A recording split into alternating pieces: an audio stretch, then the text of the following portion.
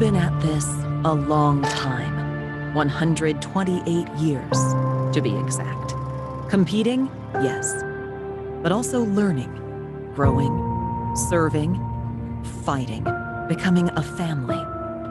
Coming together as a community in this special place, where we enter as strangers and leave as friends.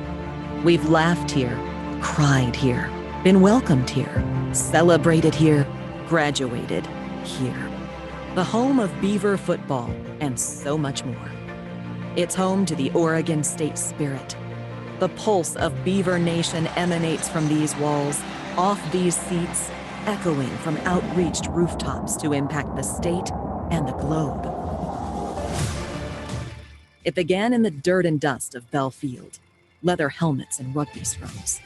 First on a field, then in a bowl, then in a stadium, ever expanding to meet the needs of a community that thrives on togetherness. The home of legends, Rose Bowl champions turned heroes. Bell Field could not contain our ambition, so we do what Beavers always do. We built. From Parker to Reeser and at every step in between. Additions, renovations, enhancements to ensure the home of Beaver Nation matches the heart of Beaver Nation in quality and passion.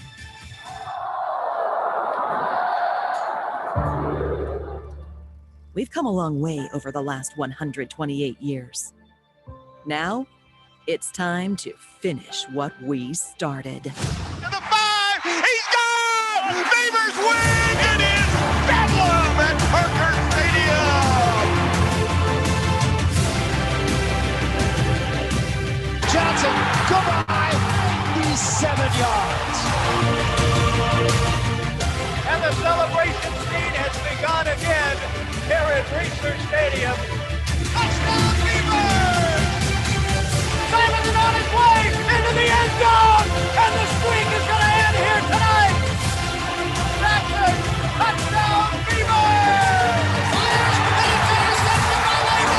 A humongous party in Corvallis tonight. One of the more improbable wins that the Beavers have ever had.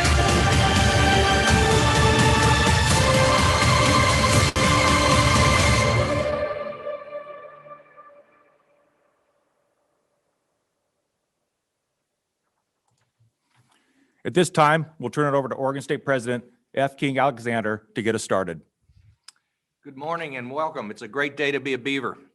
With great excitement, it is my pleasure to announce a historic $50 million anonymous lead gift to help fully transform Research Stadium's west side. In addition to supporting our football team and all of OSU athletics, the completion of the Research Stadium project will have significant impact on our entire university, including all students, faculty, and staff. Imagine cheering for our football team on to victory in one of the nation's most modern stadiums. I can't thank this donor enough for the remarkably generous gift and support of Oregon State University throughout the years. This historic lead gift to completing Research Stadium equals the largest donation ever given to Oregon State University. I'm also very pleased to announce another $10.5 million anonymous gift that has also been made to the completing Research Stadium project. And we're not done there. Other major gifts are anticipated soon. These lead gifts represent a significant and give us significant momentum towards the $85 million fundraising goal, for which will be an overall $153 million stadium project. Thanks to many, private fundraising continues to transform Beaver athletics as well as all of Oregon State University. When completed, this new west side of Research Stadium will provide a university facility that will improve the OSU fan experience at games and advance our competitiveness in the Pac-12 conference. A completed Research Stadium will represent much more than that. Starting in the fall of 2003, a modernized stadium will give the university a 365-day-a-year campus facility that will also provide a new health and emergency care center for our Corvallis community students, as well as other OSU community members. A new state-of-the-art interactive welcome center for new and prospective students and families, of which we are hoping to ensure that we are keeping the best and brightest that come from Oregon and going out and getting the best and brightest from other states and bringing them to Corvallis and to the state of Oregon. This center will also support efforts to keep our best and brightest here by also providing space for faculty, staff, and students in a conference center that will also be part of the West Side Stadium. This project could not have been achieved without incredible collaboration. I thank OSU President Emeritus Ed Ray for his leadership, his vision, and support in launching plans to complete the Research Stadium project 3 years ago. I salute the OSU Foundation President and CEO Sean Scoville and the OSU Foundation team for securing these significant gifts. And I congratulate and thank Scott Barnes for his vision and tireless project leadership in this important endeavor. And again, I thank all of our OSU donors. Beaver Nation definitely benefits from a strong collaboration with its foundation, its alumni association, and athletics, and its board of trustees. So we are grateful to all of the volunteers and to all of our donors. All of these individuals and enterprises continue to play key roles in advancing this project to become a national showcase and place of pride for Beaver Nation for generations to come. And with Coach Smith, Scott Barnes, and others, I look forward to advancing this project in the months ahead and look forward to celebrating when we cut the ribbon for this new West Side project, as well as the new facilities that will benefit all of our students at Oregon State University. Thank you. Thank you, President Alexander. That video you all saw, I will admit to you now, and my staff witnessed it. The first time I saw it, I didn't just get goosebumps, I cried. And the second time I saw it, I cried, but I've composed myself. I think about the rich history that this place has enjoyed, and it is moving. I also think about recent history, and I think about a conversation I had with Coach Smith 3 years ago. In fact, it was just above where we're sitting in the Valley Football Center in his office, corner office with great views to the field. And it was only a few weeks into his tenure here as head coach. And I had him come up to the window and I pointed to the west side and I said, we're going to get this done. And at that point, we didn't know each other very well. He might have thought I was a dreamer more than anything. Fast forward 3 years, and that dream has become a reality for all of us. And it is indeed a wonderful day for Oregon State University and Beaver athletics as we think about where we sit. And I can say emphatically that we would not be here where we are today without the incredible generosity of our anonymous lead donors. And what's been so gratifying about this project is the generosity, without question, but the incredible enthusiasm our donors have had in support of this project. It has been a fun process. As we think about where we sit fundraising-wise, currently, as President Alexander said, our goal is $85 million total in philanthropic gifts. We're at $64.5 million. But closer to 70 million when you think about the verbal commitments that we have great confidence in. A lot of work still to be done, and yet a day to celebrate the launch of completing this fantastic project. When we think about foundational goals for this project, and President Alexander spoke eloquently about year-round use, and that was a foundational goal that we had. And I think we've hit the mark in many ways in that regard. And it makes me think a little bit about athletics' role in a university generally in advancing the mission of the university. You know, I think of us as the front porch. We're not the most important room in the house, but we are the most visible. With that visibility comes incredible responsibility for our student athletes, coaches, and staff to represent us with integrity and honor, and comes also great opportunity to introduce our great university to folks in this community, this region, this state, and nationally. And this project only exemplifies the opportunity to do that and magnifies the opportunity that over 83% of donors who give to athletics give to other parts of the university. And so this is indeed a collaborative effort an opportunity to advance the mission of our university. Really excited about a couple other foundational goals. One is the fan experience, off the charts as we think about what will happen in improved concessions and in circulation. A 360-degree concourse was one of our primary goals here. And we like to affectionately refer to the connecting point of that as Beaver Street.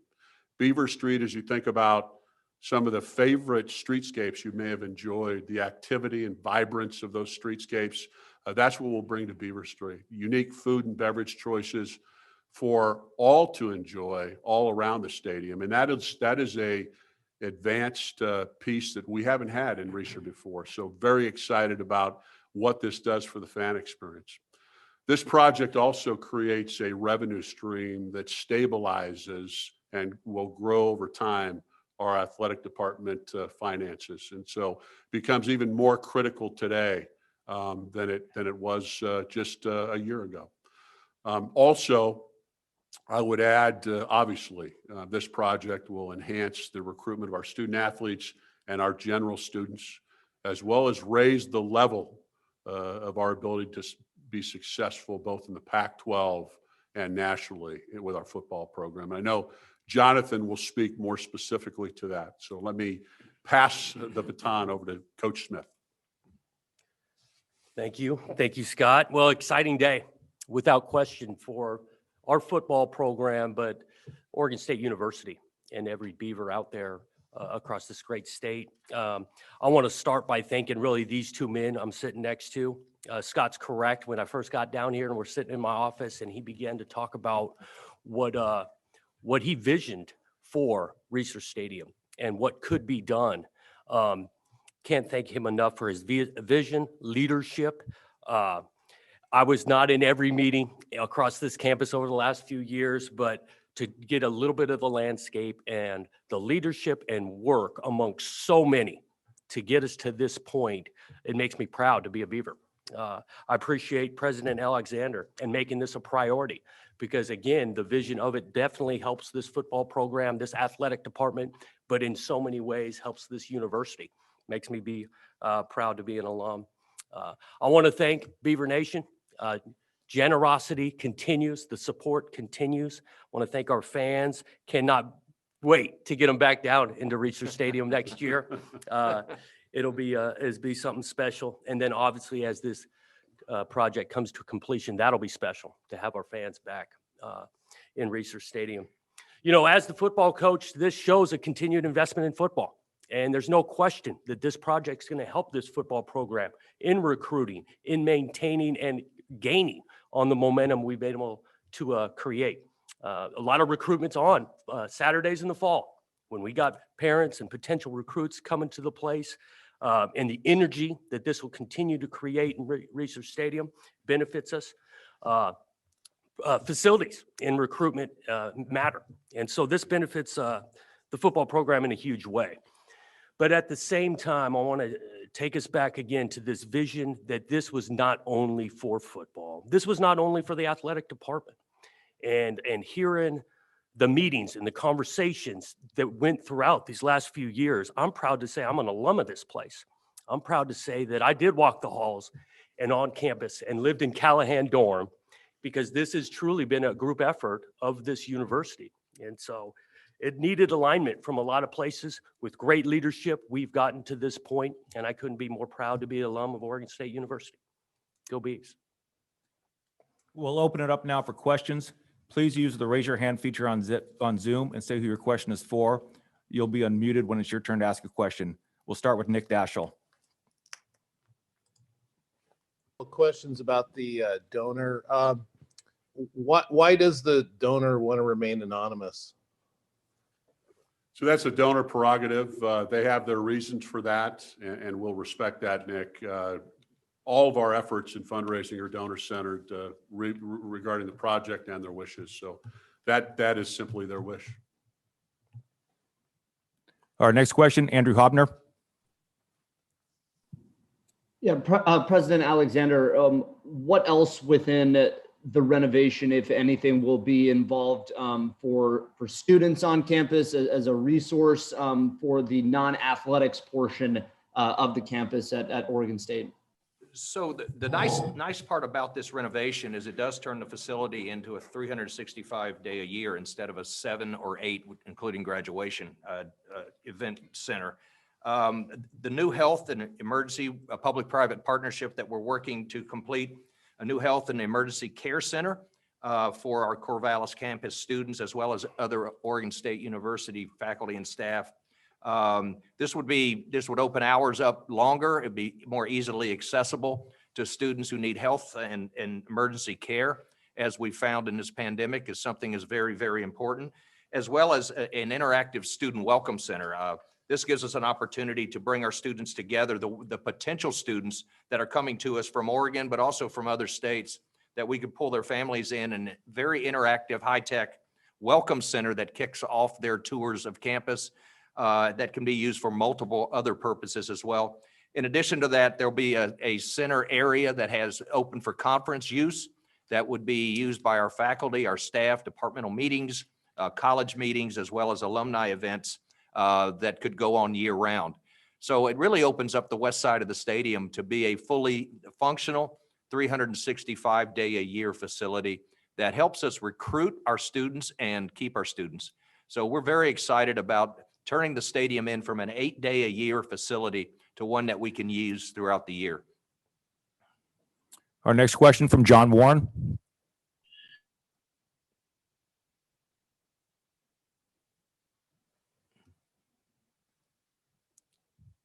Next question from Angie Machado.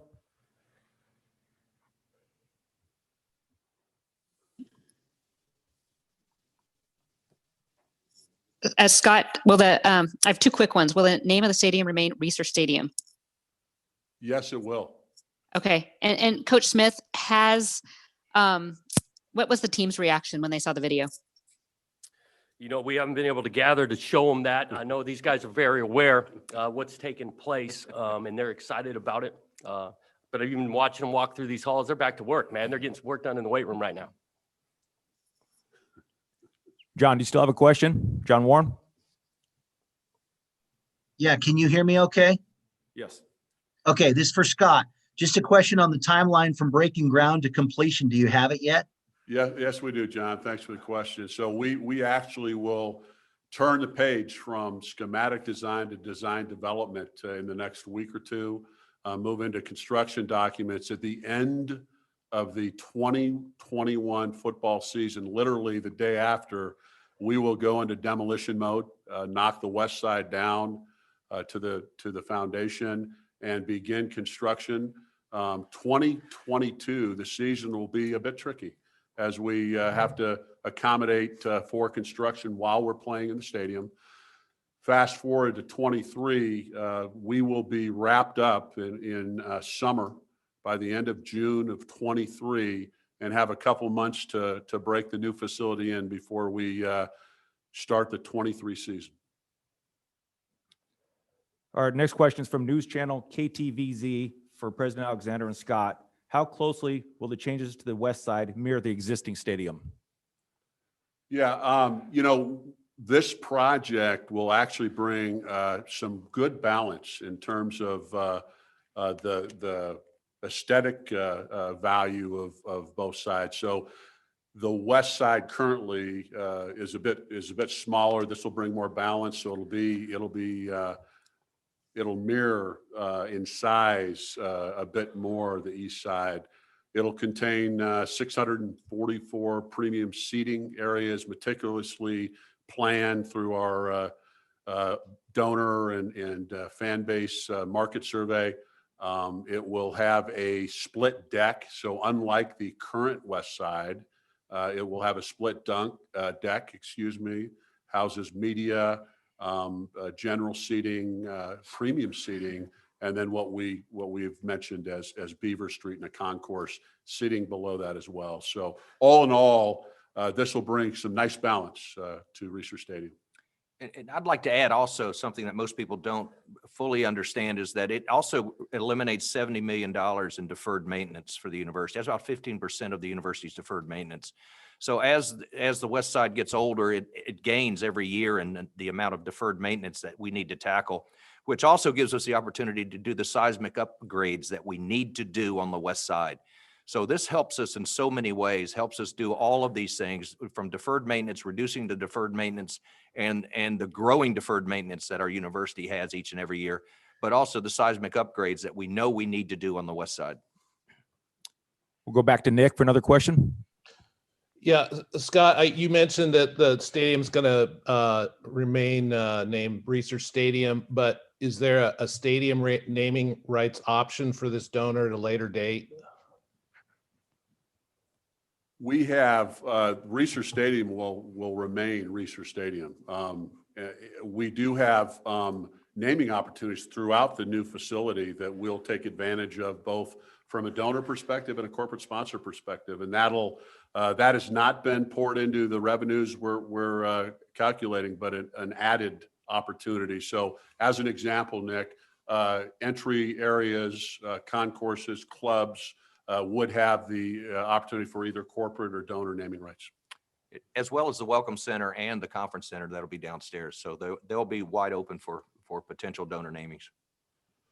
Okay, we'll go back to Andrew. Scott, the athletic department is still running a deficit, and I'm curious if the financials that you guys have seen on this renovation are enough to justify long-term something where it can get you guys back closer toward the black, as opposed to where you guys are now. Yeah, Andrew, thank you for the question. You know, one of the foundational goals of this project was revenue generation. We believe this project moves us to financial sustainability and overall growth in the future. The reason for that, there's really two forces working in our favor. One is the extreme leverage that $85 million in philanthropic gifts provides to bring down that debt service. Secondly, is a myriad of new revenue streams that'll be created from the premium seat offerings. Both those not only pay for the project, but also carry forward the COVID challenges we've had this year, and will assist in general operations for athletics moving forward. We have another question from John Warren. This for President Alexander. Two quick questions. One, just to confirm, did you say it was the largest ever donation to the school, or at least athletics? And the other is the medical facilities built into the stadium? Will there need to be any game day facilities changes to accommodate both the day-by-day workings of the facility and then football games? We don't think so, but those logistics we're going to work them out as we go, because we understand traffic is going to be very different on game day, certainly around the facility, but we'll do everything possible to keep our facility open and to make it accessible to our students and others in the OSU community. It is the largest athletic gift. It's tied for the largest university gift with the Carlson gift of the School of Veterinary Medicine. That was another $50 million gift. And we recently received a $25 million anonymous gift that is going to the Arts and Education Complex that will also begin construction a little before we begin construction on Reser. So we appreciate the work that our donors have done, and we appreciate their support of what we're doing academically as well as athletically. We have a question from Kate Rogerson. This one's for Coach. In a year that's been so strange, 6 months ago, your football season got postponed. Then it happened. What is it like to see the blueprints and kind of see all this come together? Yeah, it's exciting. You're just appreciative to be sitting in this seat, being the head football coach, in the direction and belief that we're headed toward. I have seen these renderings. I was kind of making fun of things last night because I'm talking about, well, I love coaching, but when I'm done coaching, I'm coming to these games to be able to sit in this stadium and enjoy it. Back to Nick Daschel. Scott, there's been some at the faculty senate meeting, and there's been some documents that came out recently that there's about a $35 million deficit from this year. Do you guys plan to borrow that money somehow with this project? That is correct. We are projecting, because of revenue shortfalls, Nick, that 35 million. And what is really, again, exciting and sort of foundational to this project is that not only do we generate a little over $5 million in net annualized revenue that covers the cost of the facility, but also picks up that $35 million deficit over time. And so we have not determined what vehicle we'll use in terms of financing, I think was your question, whether it be the Pac-12 financing or our own. But I did want to underscore the fact that revenues generated from this project will cover that. Back to Andrew for another question. Yeah, this is for President Alexander. There's a school of thought out there that the arms race in college football is becoming a little bit too much, and the optics of doing something like this during a time of COVID, when a lot of universities and institutions are cutting things on the academic side. What would you say to the critique or criticism of putting this money into this stadium project now at this particular point with everything that's happened in the last year? Well, this is not a time to stop moving forward and looking forward. We've been planning this for 3 years. This is an important time to make sure that our student enrollments are going to be coming and showing up. And this isn't simply a football issue. This is about recruitment of students that all over the country and keeping our Oregonian students here. This is about giving them a comprehensive student experience. This is about giving 350 marching band members an opportunity to participate in a complete college experience. This is about re-engaging and engaging our alumni in sporting events that bring them back to campus, that lead to gifts like this.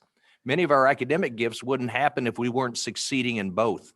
So I don't see this as a bifurcated or dichotomous enterprise. I see this, if we're going to do it, we're going to do it well. And football, just like our laboratories, we compete with UCLA in our laboratories and our research for our faculty, for research dollars in Washington, D.C., as well as on the playing fields and the courts. So I don't see this as being an either or. And yes, we're in COVID, but we want to come out of this stronger with great momentum as a university. And we certainly, with 75% of our funding coming from our students, we want to give our students the best possible experience they can have, which includes having an intercollegiate athletic program that competes with the best.